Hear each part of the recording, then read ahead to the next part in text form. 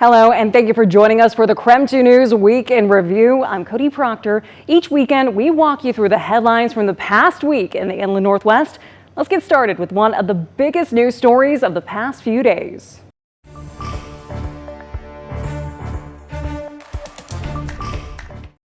It's all smiles and hugs at the Kootenai County Fire and Rescue Headquarters. Firefighters coming together to help mourn the loss of North Idaho Battalion Chiefs John Morrison Jr. and Frank Harwood. Both men were murdered in what investigators say was a targeted ambush on Canfield Mountain. Their legacy remembered by Deputy Chief of Operations at Kootenai County Rescue, Pete Hawley. Both friends of mine on a personal level, but they're also colleagues and fantastic firemen. Their loss, Hawley says, while still fresh on firefighters' minds, is bringing in support from other first responders from across the state. Today and into tomorrow, their job is to fill the role of Kootenai County firefighters to allow colleagues of both men to grieve. This is unprecedented. We have teams here to help support us that have been doing these types of events, unfortunately. Roughly 70 first responders from 16 different agencies traveled to Kootenai County from Boise, Caldwell, and Meridian, just to name a few. The professional firefighters of Idaho helped coordinate the dozens of staff filling the gaps in service. Those positions were not just filled, but we overstaffed, knowing we're having firefighters coming into an unfamiliar territory. Kurt Carpenter is the president of the Idaho Fire Chiefs Association. He says the aid firefighters are bringing to families and colleagues is important during the grieving process. Just start having conversations about mental health, some of the impacts this will have on not just this fire department and the families, but also the community. A celebration of life for friends and family and a public procession happened today for John Morrison. Another for Frank Harwood will be held tomorrow at the same procession line. All the while, firefighters like Hawley are thankful for the time off duty to remember their friends. There'll be brighter days ahead, but right now we are missing them tremendously. Connor McAvoy, KREM 2 News.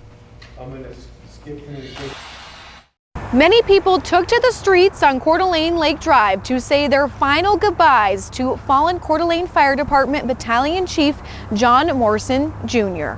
What was an ambush attack on Canfield Mountain in Coeur d'Alene? Firefighters broadcast that they were being shot at on Canfield Mountain. Now has brought communities from across the country together. It's just heart-wrenching. It just, we're all breaking for the community, and it doesn't happen in Coeur d'Alene. Who are mourning the loss of Battalion Chiefs John Morrison Jr. and Frank Harwood, who were known for their servant hearts and dedication to their communities. The entire world took notice. Everyone knows that when they call for help, the firefighters are coming. And when you attack firefighters, it wounds the security blanket that every individual has that help is coming. Family, friends, supporters, and 2,000 firefighters from far and wide gathered in Coeur d'Alene to pay their respects to fallen Battalion Chief John Morrison Jr. I know the people of Idaho are strong, proud people, and they stick together. And in a wake of a tragedy like this, they've really rallied around the firefighters, and we appreciate that. The firefighters are here. We took an oath to protect the public, and that's what we want to do. And the public recognizes when we're hurting, they're hurting, and they want to be part of and help us get through this tragedy. And several American flags flew high along the route to Morrison's celebration of life. It's an honor to be here. They stood for us, now we're going to stand for them.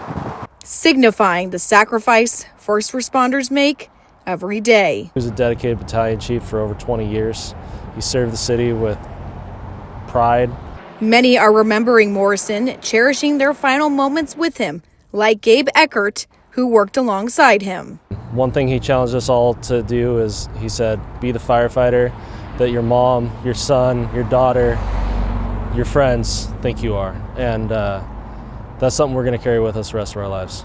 Eckert says Morrison has left a large legacy and is immensely grateful for the entire Inland Northwest for standing together in a time of tragedy. He wasn't just a person, he was a figure. And he was a figurehead of this department. And he was my brother, and I'll remember him the rest of my life.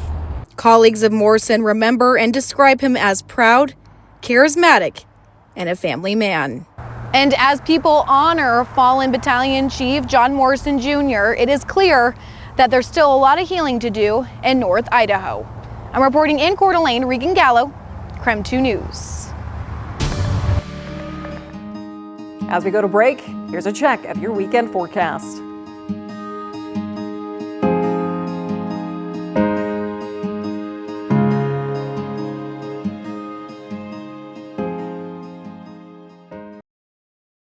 Welcome back to the KREM 2 News Week in Review. It's been a busy week across the Inland Northwest, and we want to help you catch up on some of the stories you might have missed.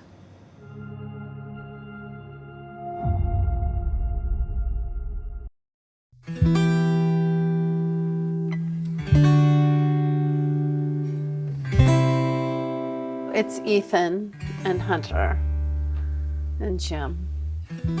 They were the cutest kids. I just think about him. It's hard. It's hard. You just miss him walking into a room and saying something funny. He was the king of one-liners.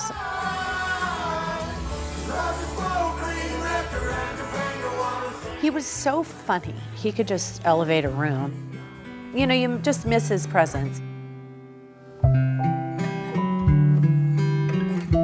I asked you a year and a half ago, what did you miss most about him? Do you remember what Still you the told same, me? absolutely. Hugging him in his blue Patagonia coat. Oh my God, right? I'd give anything. Yeah. That's the last thing I did. Yeah. It was the last time we saw him. It was in the parking lot at the Sigma Chi house. Yeah. I told him, I go. Yeah. I always tell my kids, be safe. Yeah. And I told him, you be safe. He goes, oh yeah, I will. Just a moment ago, Moscow police confirmed 4 people were found dead in a home just steps away from the University of Idaho campus. Every single day, there's probably a moment between the two of us where we are just like, boy, how did we ever get here? You imagine your entire life and this isn't how you think it's gonna go. We've come a very, very long ways from that point. I mean, you learn to just tuck him in a place, and for me personally, he's tucked in my heart and my soul, and you really have to work at moving forward. It's easier now because, you know, the kids are out of college and they seem to be doing very well. And for me, that's a win-win. Maisie and Hunter, you sent them back to the University of Idaho after this all happened. Why was that important to you? They had to go back. Yeah. Why? Because They had to finish what they started. Yeah. Honestly, Ethan would want that for them. And we played that card. Now they're college graduates. Right. What was that day like? What was it like? It was amazing.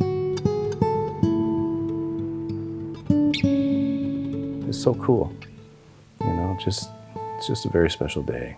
Jim and I had decided that what we had to do was actually tuck Ethan away for the weekend. The elephant in the room was obvious, but it was all about Maisie and Hunter. They did it. I mean, I say that they went from the bottom to the very top, you know, graduating with honors their last semester, both of them, and the resilience that they have shown is, in my opinion, shocking.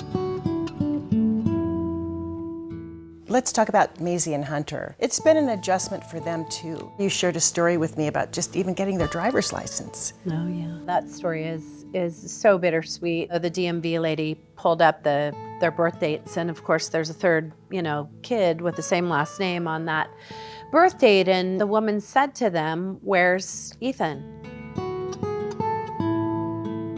So they quickly were like, he's at work. I think they told a lie about where he was. And they left, and they agreed from that day forward to tell people that they were twins. And it not to ever downplay the fact that they were triplets, but to eliminate a very uncomfortable conversation. Took us a minute to be like, yep, they're twins. I mean, It's tough. you have to. You have to let them say that. Those tiny little things that you don't think about, holy, they're tough. His truck is still downstairs? Yeah, his Jeep is here. He loved that Jeep. Yeah. He had a lot of fun with it.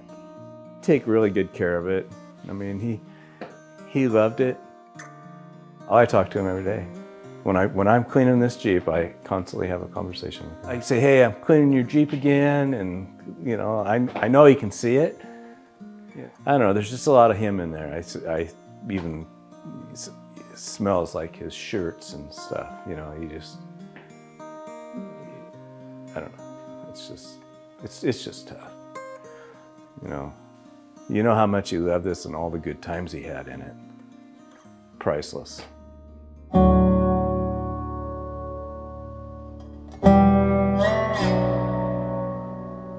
How have you worked through so much grief? Where do we start? What's helped us is that we just created all these things in his name, which helps a lot. I think it's most important that we're on the same page at the end of the day. The divorce rate of a family that loses a child is one of the highest. And I can see how, potentially. But just not for us. We just made a decision. We're just going to get through this thing together. You just have to stay positive, because it's so easy to go negative. And negative's not going to get you anywhere. There's something good you can find in every single day, even on the worst day. You have to try to get one good thing out of the day. Yeah. And it could be the smallest of things. The smallest. On your toughest day, it could be the smallest thing. A beautiful thing for me personally as a mom is that I know, even down to the last minute, that he knew how much he was loved. I'd say for people, you know, you just make sure you hug your kids before you leave.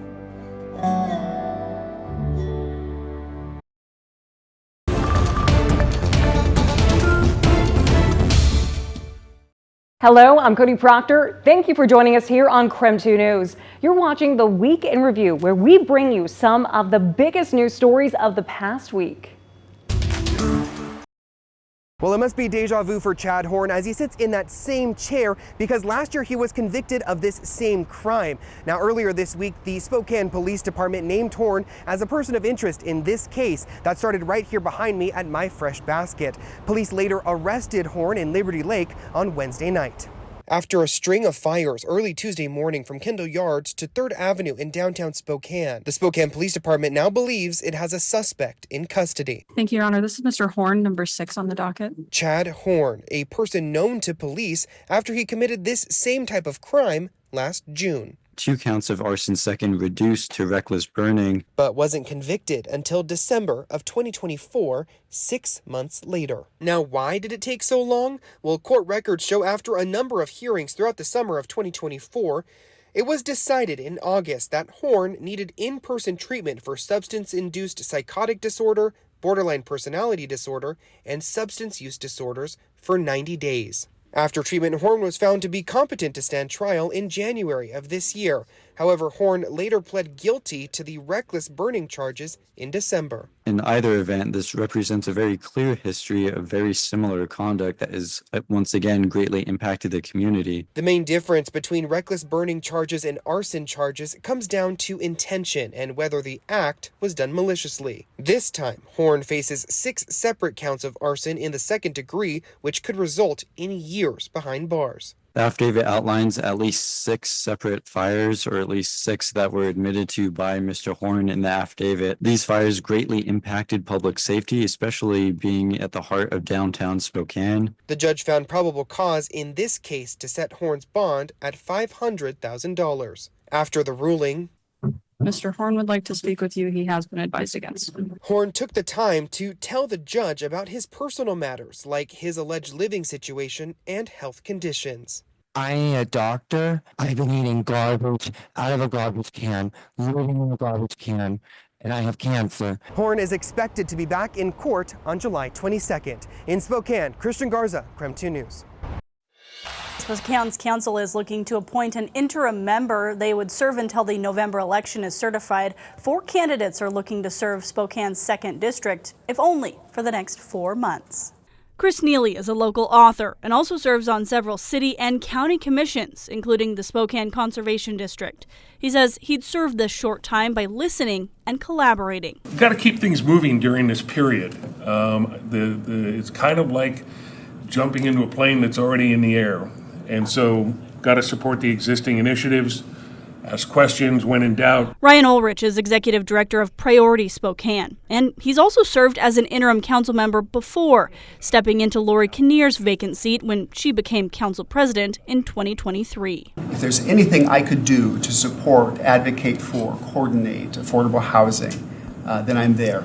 From all the work and research I've done throughout my career, I know that that is a foundational need. Shelby Lambden is health equity director at Chaz Health. She also serves as vice chair on the city's library board. She wants to see more movement and collaboration on substance abuse issues. I think that there's opportunity to bring together some of those groups that have been having conversations.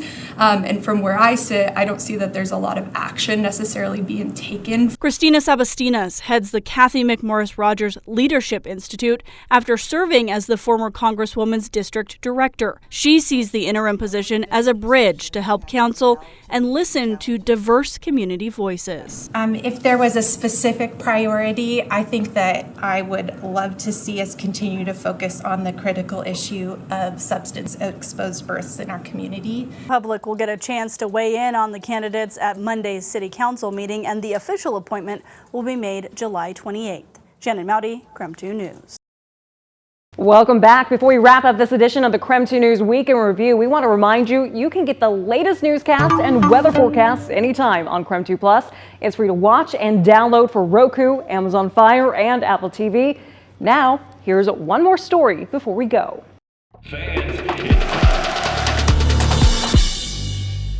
Man, I think it's going to be a fun year. I think whenever we have our full team, hopefully Tyon gets cleared, I think it's going to be scary. This season's Gonzaga roster features at least 7 players who have yet to play a regular season game in a Zag uniform, but so far, the team has been gelling well. Within the 3 weeks we've been together, it feels like we've been together for a year. It feels like I know everybody down to a T. There's no animosity, nothing going on. It's just good work. I mean, everybody comes in, has fun doing it. It's just a great environment, and it's something you want to be a part of every day. They're very talented. It's been great getting in with the gym with them. They're starting to learn the system a little bit and just be around the rest of the program, so it's been a really good start so far. The program's track record of producing NBA-level talent has drawn all of these new players to Spokane. Just the family aspect and just the culture they built here and just how many guys they put in the league, and then just the plan they had for me and the player development here. Just something I couldn't turn down. The brand holds some weight, and it's just a different kind of culture for sure. And just what they do with big men and just their players in general. I think it's a great program. I love Coach Few. I love everything about it. I mean, it's just a great, the great thing going on. I want to be a part of it for sure. Not only are the new Zags excited to show what they can do on the court, they are learning and enjoying playing with 2 of the best big men in the country in Graham E.K. and Braden Huff. It's easy. It's easy. They make me look good, and I'm very excited to play with them this year. I think it's a blessing to learn from 2 of the best bigs in the country. I think it's something that not a lot of people can get. They're just great guys, great human beings. I enjoy my time with them. I picked up on everything they do, whether it's what they do off the court, Graham going to wellness tree or getting juices, all this stuff. It's just, there's a lot to learn from them as humans, not just basketball players. Thanks for joining us for the KREM 2 News Week in Review. Be sure to keep it here on KREM 2 for more news throughout the weekend. I'm Cody Proctor. Thanks for watching.